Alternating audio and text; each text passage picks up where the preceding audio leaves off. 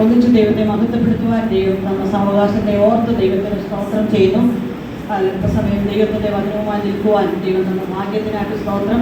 ഈ സെൻ്ററിലെ എല്ലാ സഹോദരിമാരെയും കർത്താവ് ആദരിക്കട്ടെ, അനുഗ്രഹിക്കട്ടെ എന്ന പ്രാർത്ഥനയോടെ ദൈവസന്നിധാന ശുശ്രൂഷയെ കടക്കും. ഈ മീറ്റിംഗ് ലീഡ് ചെയ്യുന്ന കർത്താവിൻ്റെ ദാസി, ഈ സെക്ഷൻ്റെ പ്രസിഡൻ്റായിരിക്കുന്ന ലിസി മാത്യു, വൈസ് പ്രസിഡൻ്റായിരിക്കുന്ന മേഴ്സി മാമൻ, സെക്രട്ടറി ആയിരിക്കുന്ന അനു പോൾ, പ്രഷാറായിരിക്കുന്നല്ലോ അങ്ങനെ എല്ലാ പ്രിയപ്പെട്ടവരെയും കർത്താവിനെ അറിയിക്കുന്നു. അല്പസമയത്തെ ദൈവത്തിന്റെ ശുശ്രൂഷയ്ക്ക് വേണ്ടി 2 തീമോഥെയോസിന്റെ ലേഖനം 2-ാം അധ്യായത്തിന്റെ 20-ാം വാക്യത്തിലേക്ക് നമ്മുടെ 20-21 വാക്യങ്ങൾ നമ്മുടെ ശ്രദ്ധ തിരിക്കുന്നു. 2 തീമോഥെയോസ് 2-ന്റെ 20-21 വാക്യങ്ങൾ. എന്നാൽ ഒരു വലിയ വീട്ടിൽ പൊന്നും വെള്ളിയും കൊണ്ടുള്ള സാമാനങ്ങൾ മാത്രമല്ല, മരവും മണ്ണുകൊണ്ടുള്ളവയുമുണ്ട്. നമുക്ക് നന്നായിട്ട് അറിയാവുന്ന വചനഭാഗമാണ്. ഇവിടുന്ന് ഞാൻ ഈ പാത്രങ്ങളെ കുറിച്ച് നമുക്കറിയാം. നമ്മൾ ഏറ്റവും കൂടുതൽ സഹോദരിമാരെ കൈകാര്യം ചെയ്യുന്ന സംഭവങ്ങളോ പാത്രം അല്ലേ. നമുക്ക് ഇഷ്ടപ്പെട്ട പാത്രമുണ്ട്, എപ്പോഴും യൂസ് ചെയ്യാത്ത പാത്രമുണ്ട്, എപ്പോഴും ചില പാത്രം കുറച്ച് അതിൽ നമ്മൾ എപ്പോഴും യൂസ് ചെയ്യുന്ന പാത്രമുണ്ട്. അതുപോലെ ദൈവവചനത്തിൽ നമ്മളെ കുറിച്ച് പറഞ്ഞിരിക്കുന്നത് നമ്മുടെ വിശ്വാസ ജീവിതത്തെ, നമ്മുടെ ജീവിതത്തെ ഒത്തിരി കാര്യങ്ങളൊക്കെ ഉപയോഗിച്ചുകൊണ്ടിട്ടുണ്ട്. ഇവിടെ പറഞ്ഞിരിക്കുന്ന പാത്രത്തോട് ഉപമിച്ചേക്കും, പാത്രത്തോട് ഉപമിച്ചേക്കും. ഒരു വലിയ വീട്ടിൽ പറഞ്ഞിരിക്കുന്നു, വലിയ വീട്ടിൽ പല പാത്രങ്ങളും. നമ്മൾ ഈ വലിയ വീടെന്ന ഒരു ദൈവസഭയായിട്ട് നമുക്ക് ചിന്തിക്കാം. ദൈവസഭയിൽ എന്താ നമ്മളെല്ലാം പാത്രങ്ങൾ. അതുകൊണ്ടല്ലേ നമ്മൾ ചിലപ്പോഴൊക്കെ പറയാറില്ലേ, ഞാൻ ഒഴിഞ്ഞ പാത്രമായിട്ട് വന്നിരിക്കുന്നു എന്ന് പറയാറില്ല. ഒരിക്കൽ ഒരു ദൈവദാസനും തന്റെ വിശ്വാസമുള്ള ഈ ദൈവങ്ങളെല്ലാം കൂടെ ചേർന്ന് ഉപവാസ പ്രാർത്ഥനയ്ക്ക് വേണ്ടി ഇരിക്കുകയാണ്. 21 ദിവസം ഉപവാസ പ്രാർത്ഥനയ്ക്ക് വേണ്ടി ഇരിക്കുകയാണ്. അപ്പം ഓരോരുത്തരും നമ്മൾ സമർപ്പിച്ച് പ്രാർത്ഥിക്കുകയാണ്. ഇങ്ങനെ സമർപ്പിച്ച് പ്രാർത്ഥിച്ചപ്പോൾ ആ ദൈവദാസൻ, ആത്മാവിന്റെ അഭിഷേകത്തിന് കാത്തിരിക്കുന്ന ദൈവദാസൻ ഇങ്ങനെ മക്കളെല്ലാം പ്രാർത്ഥിക്കുക. എല്ലാ ദൈവദാസൻ ഇങ്ങനെ പറഞ്ഞു, ദൈവമേ എന്നെ നിറയ്ക്കണേ, എന്നെ നിറയ്ക്കണേ, എന്നെ നിറയ്ക്കണേ ഇങ്ങനെ പ്രാർത്ഥിച്ചോണ്ട്. അപ്പൊ അടുത്തിരുന്ന ഭാഷയ്ക്ക് പുള്ളി അറിയാം, നിറയ്ക്കും. പക്ഷെ ഇടയ്ക്കിടയ്ക്ക് ഈ പാത്രത്തിന് ഒരു ചെറിയ ഫോൾട്ട് ഉണ്ടെന്ന് ആർക്കറിയാം? ദൈവദാസന്മാർക്ക്, നമ്മുടെ സഭയിലെ ദൈവദാസന്മാർക്ക് നമ്മുടെ എല്ലാ കാര്യം അറിയാം. അപ്പൊ അദ്ദേഹം പ്രാർത്ഥിച്ച കർത്താവേ, ഇവനെ ഇപ്പം നിറയ്ക്കല്ലേ, ഇവനെ ലീക്കുള്ള പാത്രമുണ്ട്, ഇപ്പം നിറയ്ക്കല്ലേ. ഇപ്പം നിറച്ചാല് എന്താ പോകുന്ന വഴിക്കെല്ലാം ഇതൊക്കെ ഒഴുകി പോകുന്നുണ്ട്.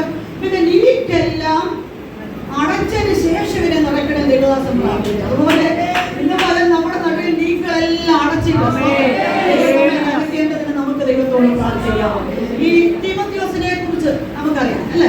തീമോഥെയോസ് ഈ ദൈവസഭയുടെ ശക്തനായ ഒരു നേതാവാണ്.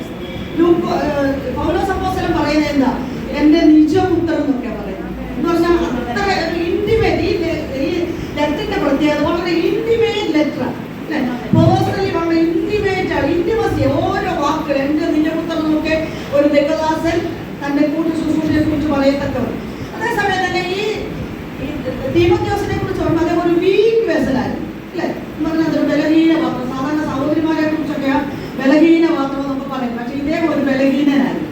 അദ്ദേഹത്തിന്റെ സ്വഭാവ ശ്രേഷ്ഠതകളിലുള്ള ഒത്തിരി കാര്യങ്ങൾ ഞാൻ എഴുതി വെച്ചിട്ടുണ്ട്. ഒന്നാമത് പറയുന്നത്, അദ്ദേഹം ഒരു വിശ്വാസമുള്ള യഹൂദ സ്ത്രീയുടെ മകനാണ്. അത് നമ്മൾ വായിക്കുന്ന പൗലോസിന്റെ സെക്കൻഡ് മിഷണറി ജേർണിയിൽ അപ്പോസ്തല പ്രവൃത്തി 16-ാം അധ്യായത്തിലാണ്. നമ്മൾ ഉസ്ത്രയിലൊക്കെ ഇങ്ങനെ പോകുന്ന വഴിക്ക് അവിടെ ഒരു വ്യക്തിയെ കണ്ടു, തീമോഥെയോസിനെ കണ്ടു. ആ തീമോഥെയോസിനോട് ദൈവവചനം പറയേണ്ട സാഹചര്യം പോലും വന്നില്ല. ഒത്തിരി നമുക്കറിയാം, ഉസ്ത്രയിലെ സംഭവമൊക്കെ അറിയാം. ഒത്തിരി ഉപദ്രവവും പ്രതികൂലവും പ്രതിസന്ധികളൊക്കെ സഹിച്ചു. ഇത് കണ്ടറിഞ്ഞപ്പം ഈ തീമോഥെയോസിന് മനസ്സിലായി, ഈ ദൈവത്തിന്റെ അഭിഷിക്തനായ സത്യത്തിൽ ദൈവത്തിന്റെ ദാസൻ തന്നെയാണെന്ന് മനസ്സിലായി. അപ്പൊ അദ്ദേഹത്തിന്റെ വഴികളെല്ലാം, അദ്ദേഹത്തിന് തുടർന്നുള്ള യാത്രയിൽ അദ്ദേഹത്തെ കൂട്ടിക്കൊണ്ട് പോകുന്നത് നമ്മൾ കാണും. അപ്പൊ അദ്ദേഹത്തിന് മനസ്സിലായി, ഈ പൗലോസ് പറയുന്നത് യേശു കർത്താവല്ല, സർവശക്തനായ ദൈവമാണ്, രക്ഷിപ്പാൻ കഴിവുള്ള ദൈവം. അങ്ങനെ യേശുവിനെ രക്ഷകനായ കർത്താവിനെ സ്വീകരിപ്പാൻ പൗലോസ് നിമിത്തം ആർക്ക് മനസ്സിലായി? തീമോഥെയോസിന് ഇടയായി. അതിന് മുമ്പേ ബാല്യകാലം മുതലേ തിരുവഴുത്തിലെ അറിഞ്ഞൊരു വ്യക്തിയാണ്. ഈ 2 തീമോത്തി 1-ന്റെ 5-ാമത്തെ വാക്യമൊക്കെ വായിക്കുമ്പോൾ അവന്റെ അമ്മമാരെ കുറിച്ചൊക്കെ നമുക്ക് കാണാൻ പറ്റും അല്ലേ.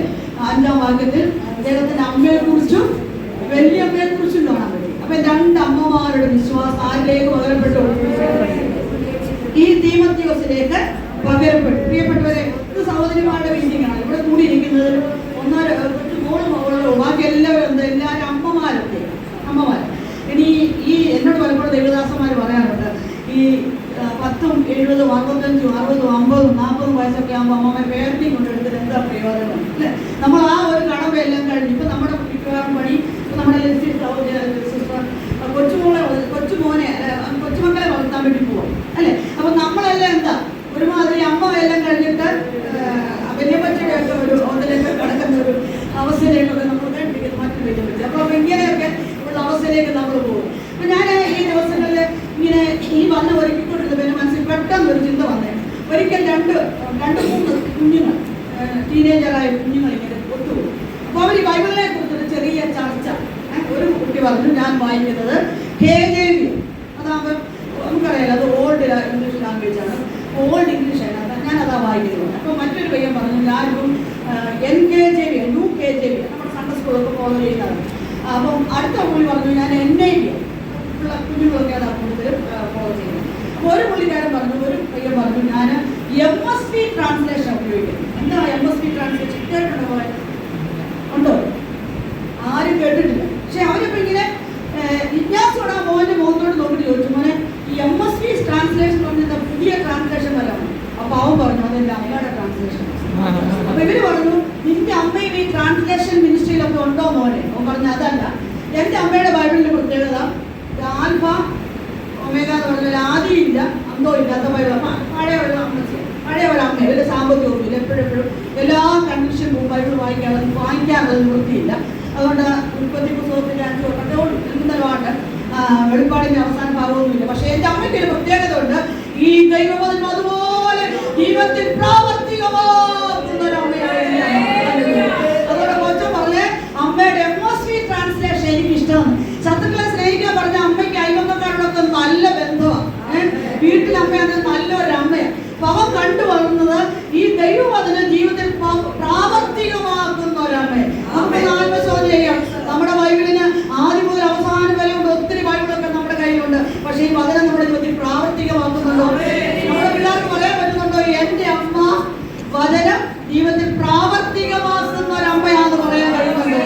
ഈ മീറ്റിങ്ങിന്റെ ഉദ്ദേശം അതാ കേട്ടോ. അങ്ങനെ ദൈവവചനം ജീവിതത്തിൽ പ്രാവർത്തികമാക്കുന്ന ഒരു അമ്മയാകുവാൻ, ജീവിതത്തിൽ പ്രാവർത്തികമാക്കുന്ന ഒരു സഹോദരിയാകുവാൻ ദൈവം നമുക്ക് കൃപ തരട്ടെ.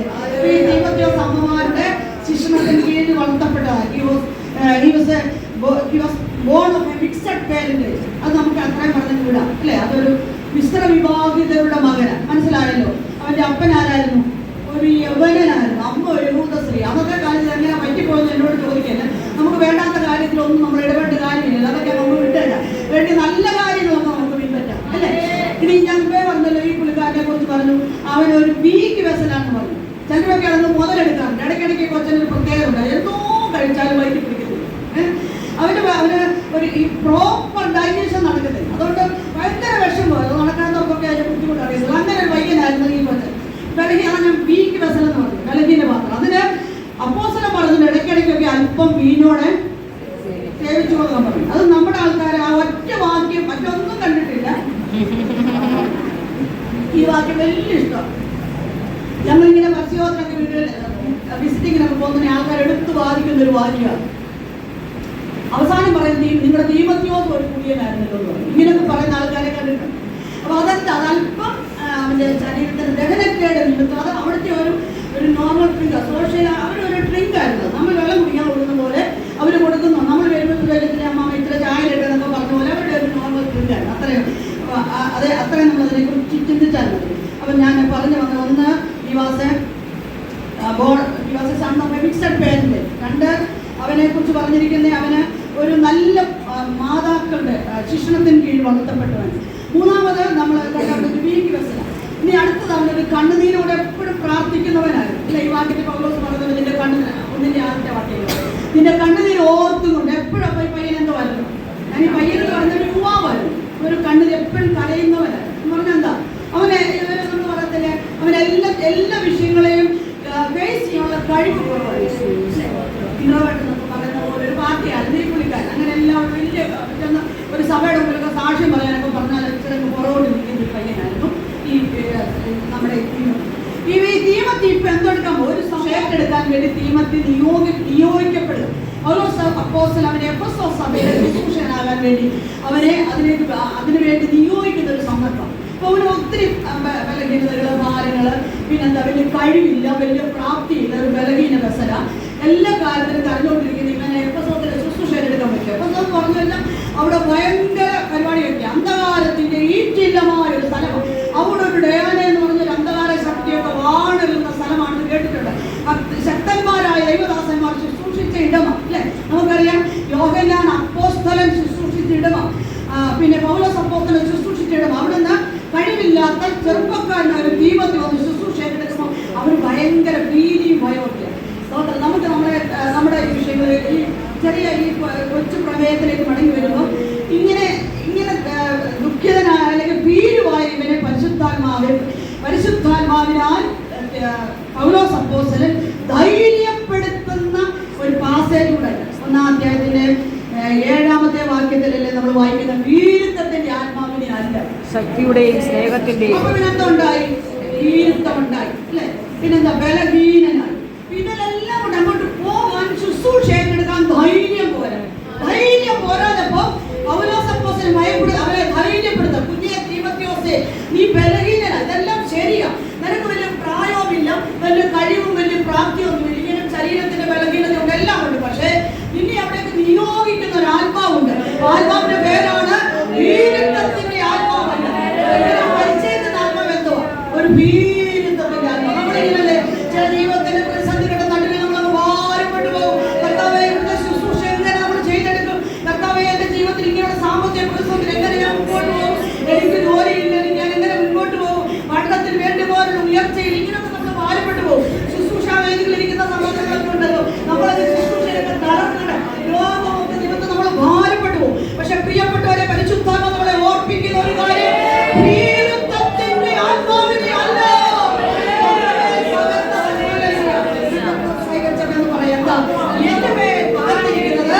വീരത്വത്തിന്റെ ആത്മാവിനെ അല്ല, പിന്നെ എന്താ? ശക്തിയുടെയും സ്നേഹത്തിന്റെയും സുബോധത്തിന്റെയും. ചിലർക്ക് ഈ ആത്മാവൊന്നും സുബോധമില്ല, നഷ്ടപ്പെട്ടു പോകണോ? അങ്ങനെയൊന്നും അല്ല. എന്താ? സുബോധം വർദ്ധിക്കുക, ഈ സുബോധത്തിന്റെ ആത്മാവ്. പിന്നെ ചിലരുണ്ടല്ലോ ഈ ആത്മാവ് വന്നതിന് പിന്നെ അയൽവക്കക്കാരോടും വീട്ടിലെ അമ്മായിമ്മയോടും അമ്മയോടും സഹോദരനോടും ഒരു ബന്ധവും ഇല്ല. പക്ഷെ എന്താ പറഞ്ഞ? സ്നേഹത്തിന്റെ ആത്മാവ്, പരിശുദ്ധാത്മാവ് ഈ ദിനങ്ങളെല്ലാം നമ്മളെ നടത്തും. എന്നിട്ട് ഞാൻ ഈ വാദന ശുശ്രൂഷയിലേക്ക് വേഗം പോകട്ടെ, സമയം കൂടി പോകുന്നല്ലോ. നമ്മൾ ഈ ഭാഗത്ത് 21-ാം വാക്യത്തിൽ വായിക്കുമ്പോൾ അവിടെ ഒരു നല്ല വെസലായിരിക്കണമെങ്കിൽ എങ്ങനെ ആയിരിക്കണം എന്നാണ് പറഞ്ഞിരിക്കുന്നത്. മൂന്ന് കൂട്ടം കാര്യങ്ങൾ അപ്പോസ്തലൻ എടുത്ത് പറയുക.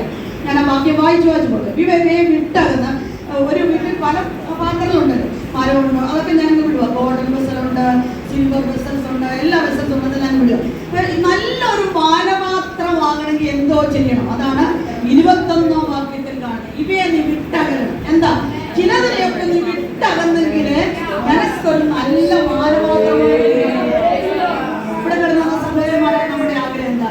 നല്ലൊരു മാനപാത്രമാകാനല്ലേ. 2026 ദൈവം ദയ തോന്നി കഴിഞ്ഞ് നമ്മുടെ മുമ്പിൽ തന്നേക്കും അല്ലെ. നമ്മുടെ പ്രവർത്തിക്കാൻ ഒത്തിരി സാവകാശങ്ങളിൽ സാഹചര്യം, ആരോഗ്യം ഒക്കെ ദൈവം തന്നു അല്ലെ.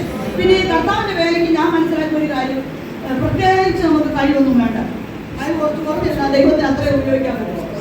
മറ്റൊരു കാര്യം, പ്രത്യേകിച്ച് ആരോഗ്യമൊന്നും വേണ്ട കേട്ടോ. ഞാനതിന് സാക്ഷിയാണ്. വലിയ ആരോഗ്യം നമുക്ക് വേണ്ട. മനസ്സുണ്ടോ? നമ്മളെ ശക്തിയോടെ. പിന്നെ ഒരു കാര്യം വേണം, നമ്മുടെ തീമോഥെയോസിനെ പോലെ കണ്ണുനീര് വേണം. കണ്ണുനീര് വേണം. പ്രാർത്ഥിക്കുന്ന ഒരു കണ്ണുനീരിന്റെ ഒരു അഭിഷേകം നമ്മുടെ മേലുണ്ടെങ്കിൽ ദൈവം നമ്മളെ ശക്തിയോടെ. പിന്നെ തമ്പുരാൻ എപ്പം പറഞ്ഞാൽ ദൈവമേ ഞാനിതാ എന്നും അടിയൻ ഇതാന്ന് പറഞ്ഞൊരു മനസ്സുണ്ടെങ്കിൽ ദൈവം നമ്മളെ ശക്തിയോടെ ദൈവം നമ്മളെ നടത്തും. ഇപ്പൊ ഈ തീമോഥെയോസിനെ പൗലോസ് ഓർപ്പിക്കുക, നീ ഒരു മാനപാത്രമാണെന്ന് നീ ചിലതൊക്കെ വിട്ടുകളയണം അല്ലെ. എല്ലാത്തിന്റെ അറ്റത്ത് കയറി പിടിക്കാൻ നമ്മൾ പോകും. എല്ലാ വാക്കിനും ഞാൻ എന്നോട് പരിശുദ്ധന പറഞ്ഞൊരു കാര്യമാണ്. നീ എല്ലാത്തിനും ചെവി കൊടുക്കരുത്. എല്ലാത്തിനും ചെവി കൊടുക്കാൻ പറഞ്ഞതുപോലെ പ്രാപിച്ചതെല്ലാം ലീക്കായിട്ട് പോകും. എല്ലാം കാണാൻ പോകരുത്. നമ്മളായ ദൈവത്തിന്റെ അഭിഷിക്തരാ, ദൈവത്തിന്റെ സ്വന്തം വേർതിരിക്കപ്പെട്ടവരെ, സ്വന്തമായി വേർതിരിക്കപ്പെട്ടവരെ, ശുശ്രൂഷയ്ക്ക് വേണ്ടി വേർതിരിക്കപ്പെട്ട മാത്രമാണ്. ഈ നമ്മുടെ മേൽ നിറച്ചിരിക്കുന്ന പകർന്നിരിക്കുന്ന ഒന്നും വെളിയിലേക്ക് പോകാതെ വേണം. അല്ലെങ്കിൽ അതെല്ലാം സൂക്ഷിക്കാൻ നമ്മൾ ബാധ്യസ്ഥ. അതുകൊണ്ട് പറഞ്ഞിരിക്കുന്നു, നീ അവയെ വിട്ടകന്നിട്ട് എന്തോ ചെയ്യണം? വിശുദ്ധമായ ഒരു പാത്രമാണ്. 3 കാര്യങ്ങളായിട്ട് അപ്പോസ്തലൻ എടുത്തിട്ടുണ്ട്. ഒന്ന്, ഒരു ഹോളി വെസലായിരിക്കണം. എന്താ? വിശുദ്ധമായിരിക്കണം. അത് ദൈവത്തിന് നിർബന്ധം കേട്ടോ.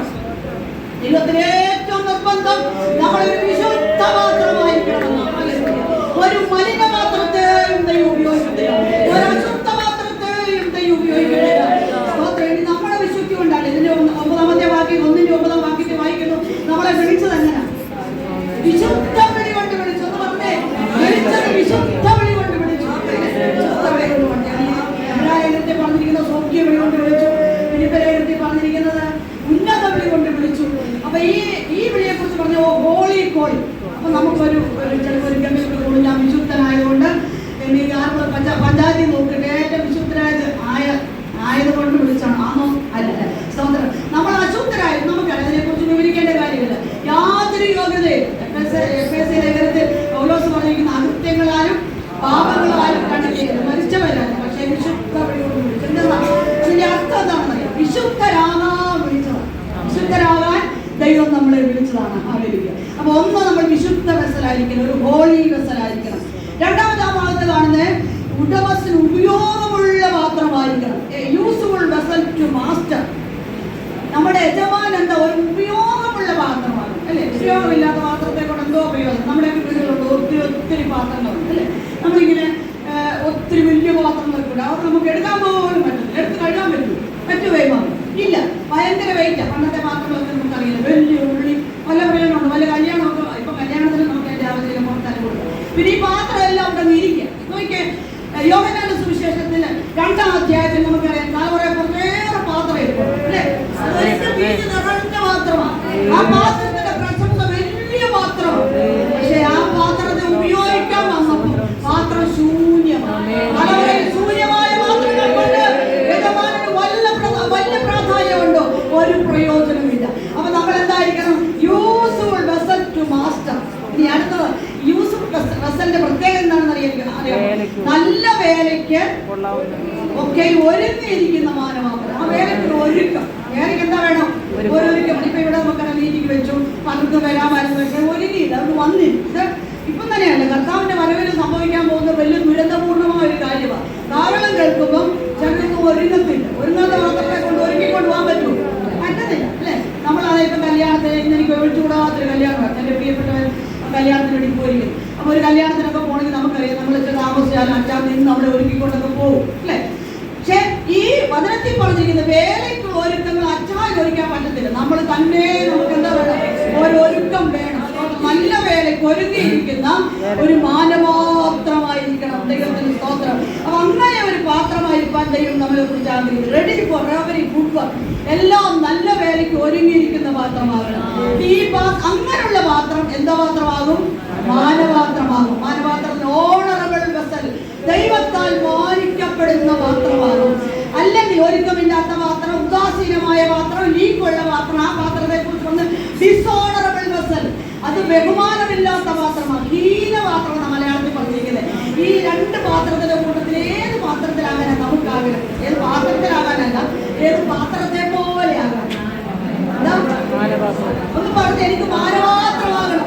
ഈ 2026 ഒരു മാനപാത്രമായി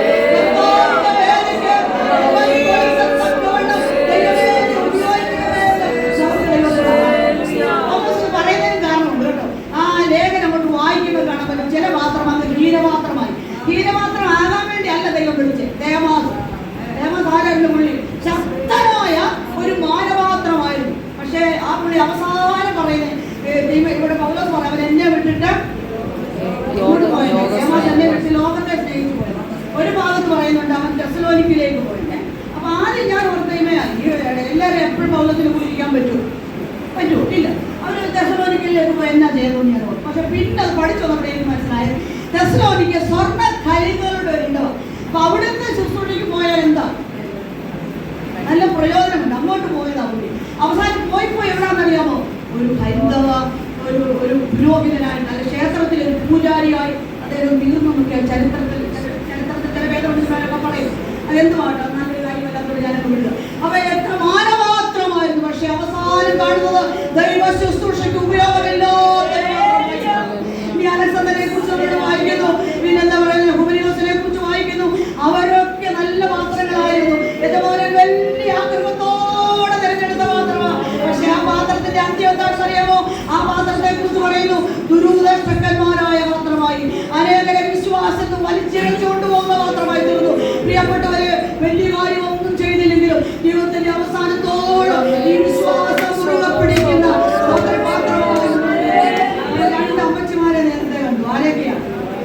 തിമോത്തിയോസിന്റെ അമ്മയെ വെട്ടിപ്പറ്റി അല്ലേ?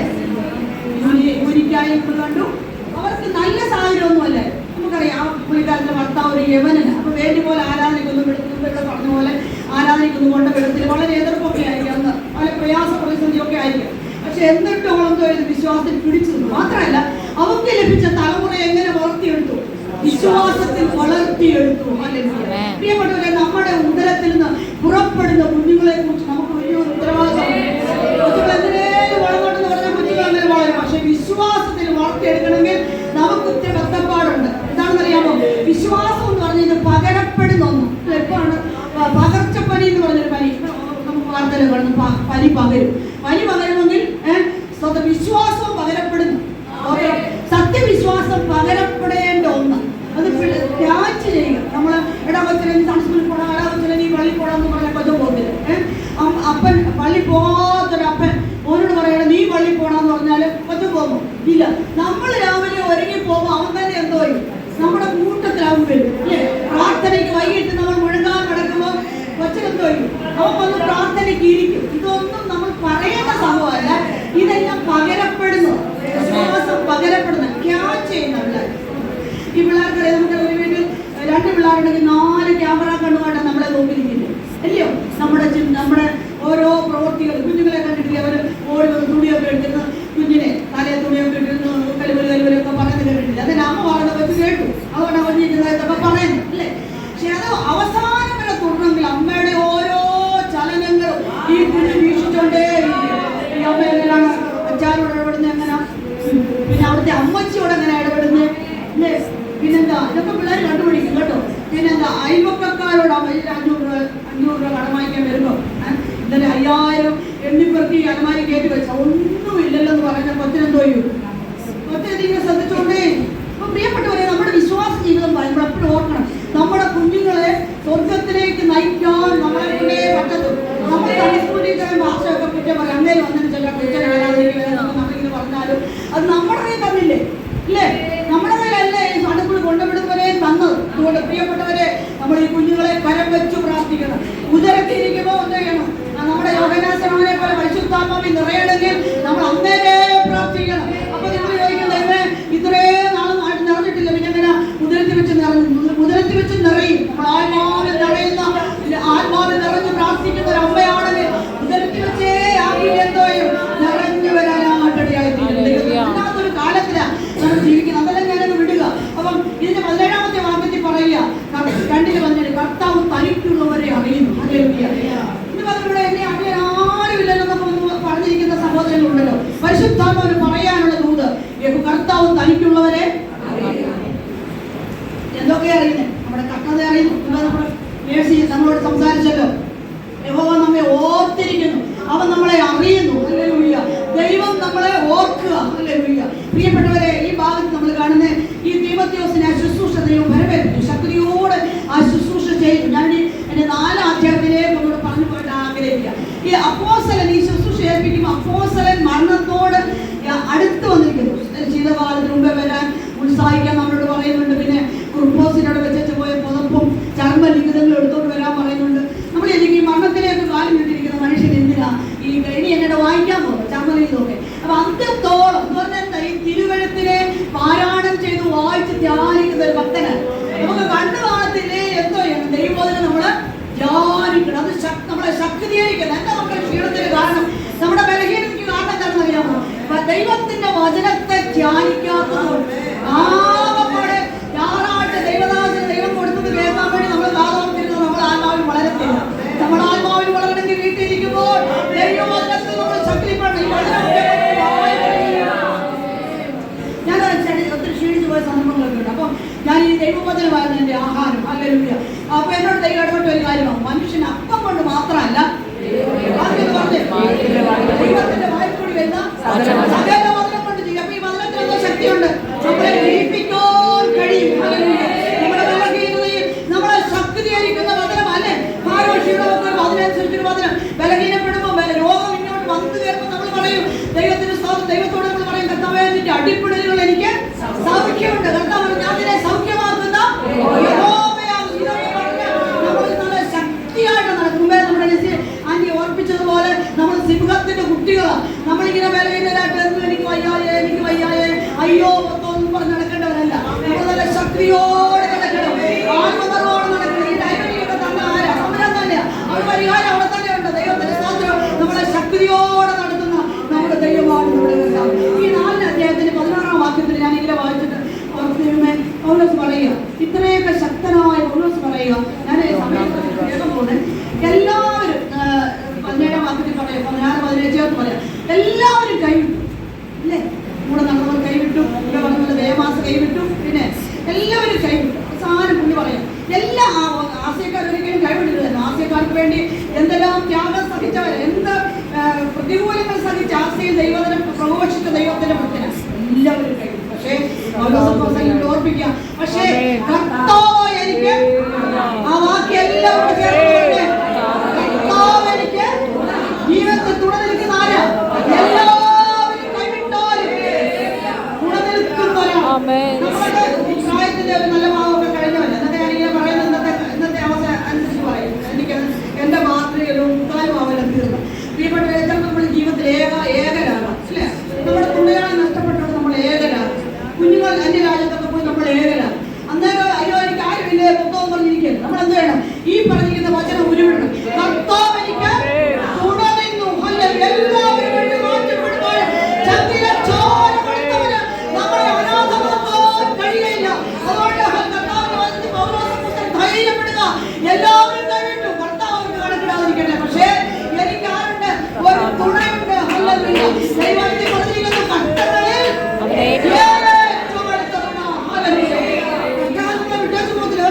എല്ലാവരും വിട്ടേച്ചു പോകും. സ്തോത്രം. എല്ലാ സമാചാരങ്ങളും വിട്ടുപോകും, എല്ലാ ദൈവമക്കളും വിട്ടുപോകും, കൂട്ടു ശുശ്രൂഷകൾ വിട്ടുപോകും, എല്ലാവരും വിട്ടുപോകും. പക്ഷേ നമുക്ക് ധൈര്യത്തോടെ പണിയാനൊരു കാര്യമുണ്ട്. വേറെ പറയുന്നുണ്ട്, നമുക്ക് ധൈര്യത്തോടെ പറയാം കർത്താവേരിക്കുന്നുണ്ട്.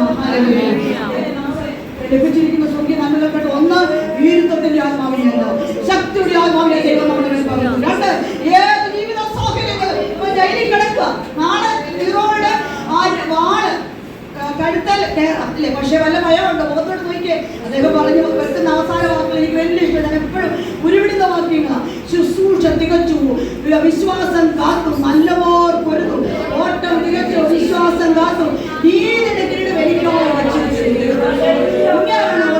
കേട്ടോ.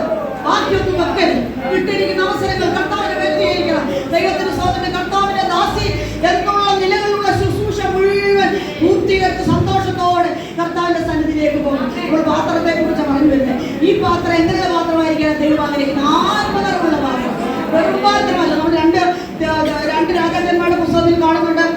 ഒരു സഹോദരി പറയാം, പിള്ളേരോട് പറയാം, അടുത്തുള്ള വെറും പാത്രം എല്ലാം കൊണ്ടുവരാൻ പറയും അല്ലേ? അപ്പം ആ സഹോദരനെ വീട്ടിൽ അവളെ കുറിച്ച് പറയാൻ ഒരുപാട് എണ്ണയുണ്ട്. എല്ലാ